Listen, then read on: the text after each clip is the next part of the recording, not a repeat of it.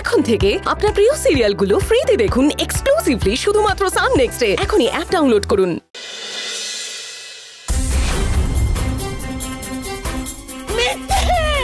মিথ্যে কথা বলছে, কমপ্লিটলি মিথ্যে কথা বলছে দাদা, পুরো মিথ্যে কথা বলছে।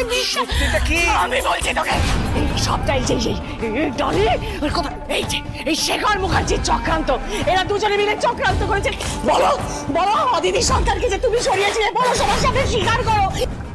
মালবিকা, তখন থেকে এখানে এত কিছু হয়ে যাচ্ছে, তারপরে তুমি সময় মিথ্যা কথা বলে যাচ্ছ। মিথ্যে আমি বলছি না, মিথ্যে তুমি বলছো শেখর মুখার্জি। খবরদার দিদি ভাই, আমার ভালো বাবার উপর একদম গলাবাজি করবেন না। এটা তোমার আর এই যে শেখর মুখার্জির চক্রান্ত, তাই না? তাই বহু বছর আগে আমার বোনের ছেলেটাকে তুমি গায়েব করে দিয়েছো, আর তারপরে দেখো কি সুন্দর ডালি আস্তে আস্তে এই বাড়িতে প্ল্যান্ড হয়েছে অ্যাজ আ ওয়াইফ, আমার দাদার বউ হিসেবে। আর তারপর অদিতির মন জয় করেছো না, আর সময় বুঝে দুজনে দিলে ঠিক অদিতির ছেলেকে এই বাড়িতে এনে দিলে, যাতে সবার সামনে এটা প্রমাণ করতে পারো যে তুমি কত মহান। কিন্তু আজকে এখানে দাঁড়িয়ে শেখর মুখার্জিকে তোমার পাপে শাস্তি পেতেই হবে। শাস্তি সে পাবে যে অপরাধ করেছে। হ্যাঁ দিদি ভাই, আপনি হাজার মিথ্যে কথা বলেনি, হাজার অজুহাত দিন, কিন্তু আজ সত্যিটা প্রমাণ হয়ে যাবে। আমার মামুনের এই অবস্থার জন্য ভালো বাবা না, একমাত্র আপনি দায়ী। একদম না, একদম না।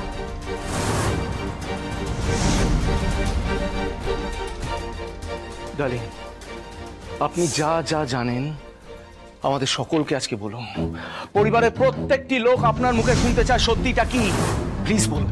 রক্তিমবাবু, দিদি ভাই যে অপরাধ করেছে তার সবচেয়ে বড় প্রমাণ হলো এই চুড়ি। হ্যাঁ, দিদি ভাই মামুনির সন্তানকে গায়েব করতে একটা ভাড়া করা গুন্ডাকে এই চুড়িগুলো দিয়েছিল, আর তার প্রমাণ আমার কাছে আছে। রক্তিমবাবু, এই চুড়ি দুটো আপনার মায়ের স্মৃতি, অনেক কষ্টে এটা উদ্ধার হয়েছে, এটা আপনি সাবধানে রাখবেন।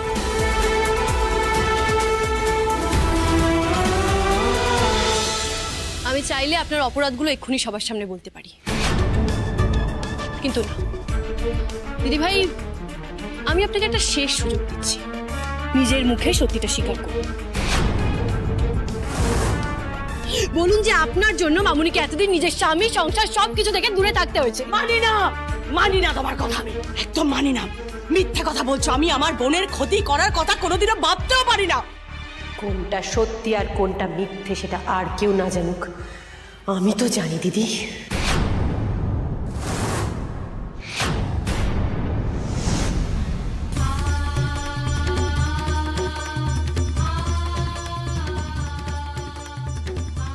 অদিতি, হ্যাঁ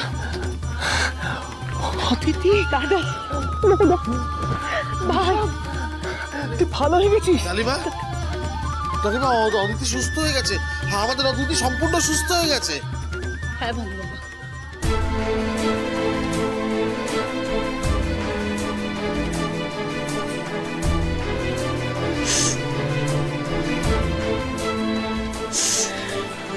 হ্যাঁ রূপী, মামুনি যে শুধু সুস্থ হয়েছে তাই না, মামুনির সব পুরনো কথাও মনে পড়ে গেছে।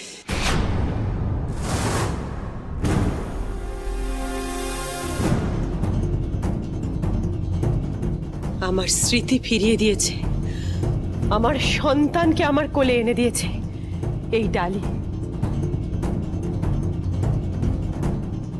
আজ আবার আমি আমার সোনা মেয়ের জন্য সুস্থ জীবনে ফিরে আসতে পেরেছি।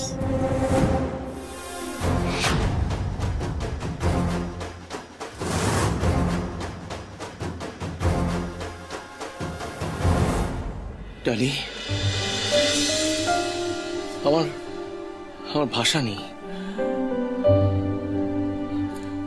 আমাকে ক্ষমা করে দেবেন। আপনি পরিবারের জন্য যা যা করেছেন সেটা আমি মুখে বলে বোঝাতে পারবো না, কিন্তু এই পরিবারের প্রত্যেকটি লোক আপনাকে দিনের পর দিন অপমান করেছে। এই বাড়িতে আপনি লাঞ্ছিত হয়েছেন। সকলের হয়ে আমি আপনার কাছে ক্ষমা চাইছি। I am sorry. না রক্তিম, প্লিজ।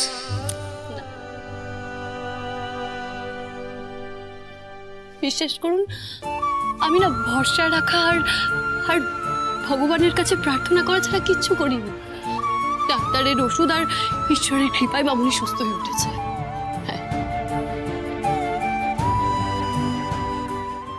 গেল সব প্ল্যান আজ ভেস্তে গেল। দিদির শেষ রক্ষাটা আর হলো না।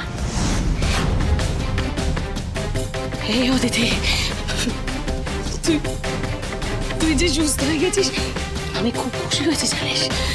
তোর জীবনকে শেখর মুখার্জি তছনছ করে দিয়েছে, কিন্তু তারপরে দেখি ঈশ্বরের কৃপা ও কি সুস্থ হয়ে গেছে। ছাড়,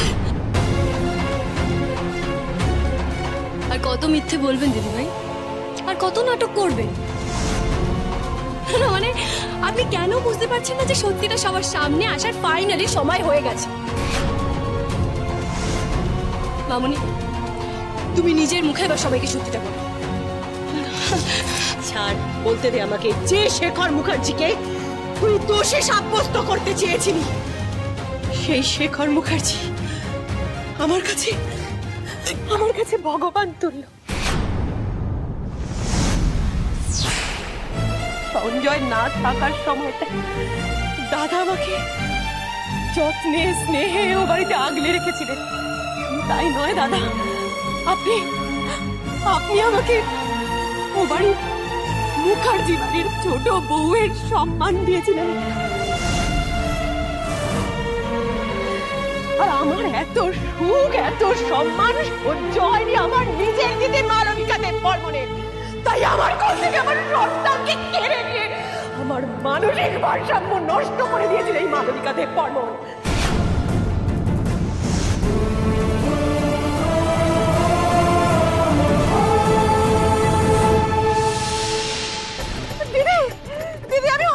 আমি অদিতি বলছি। দিদি কি হয়েছে অদিতি, তোর গলাটা এরকম লাগছে কেন?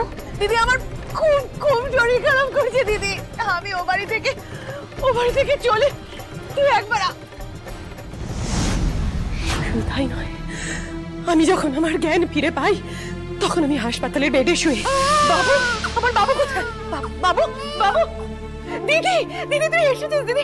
আমার বাবু কোথায় গেল? আমার বাবুকে দে না দিদি, আমি একটু আদর করে ছুঁয়ে দেখি কোথায় রেখেছিস। না দিদি না, মায়া বাড়ি আর কোনো লাভ নেই। ভুলে যা তোর সন্তানকে। কি ভেবেছিলিস তুই বড়লোক বাড়ির বউ হয়ে এবার রাজরানী হয়ে থাকবি, তাই তো? তুই কোনোদিনও সংসার স্বামী কিচ্ছু পাবি না, এমনকি তোর সন্তানটাকেও তুই কাছে পাবি না। তুমি চোখ মুছো দিদি, চোখ মুছো। নিজের প্রতিহিংসা চরিতার্থ করার জন্য তুমি একটা বাচ্চাকে মারতে গেছিলে। চুপ করে থাকবে, উত্তর দাও।